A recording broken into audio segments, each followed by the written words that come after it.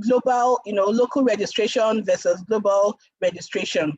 A lot of people feel that, oh, I've registered my trademark in Nigeria, so I'm sorted. I don't need to bother myself again.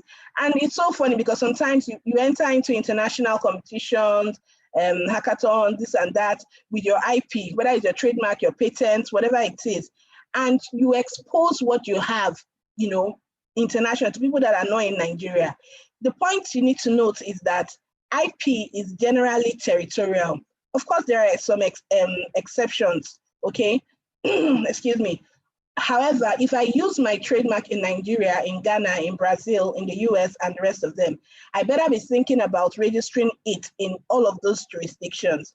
Luckily, there are some international filing systems that help you, I'm trying not to go too deep into this, so that I don't overload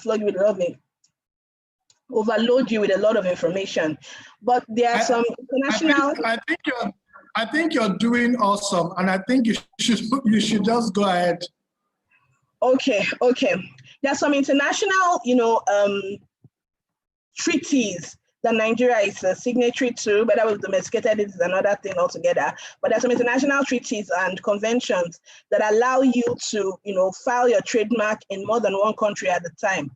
A very good example would be the OAPI, the Organization African Protection de Intellectual Property, simply meaning African Intellectual Property Organization, that allows you to protect with one filing, you're able to protect your IP in all the Francophone speaking countries, okay? We have the PCT, the Patent Filing System, that covers over 170 countries and so on and so forth. So that with some of these, you're able to file in more than one country at the same time, and possibly save some costs that you ordinarily wouldn't have been able to save if you had gone one after the other, jurisdiction by jurisdiction, to protect. But the point I'm just trying to make here is that you need to note that generally speaking, IP is territorial. Yes, there are some exceptions. For instance, a very well-known trademark like, let's say, Apple or Coca-Cola or Mercedes-Benz and all of that, where some countries recognize well-known trademarks, whether or not they've been registered locally and all of that.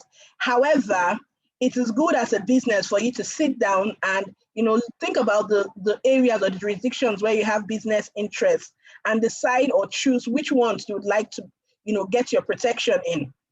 Okay, so for instance, if you are a business person and you're interested in Nigeria, Ghana, and let's say Venezuela, right? It would be a good idea for you to get protection of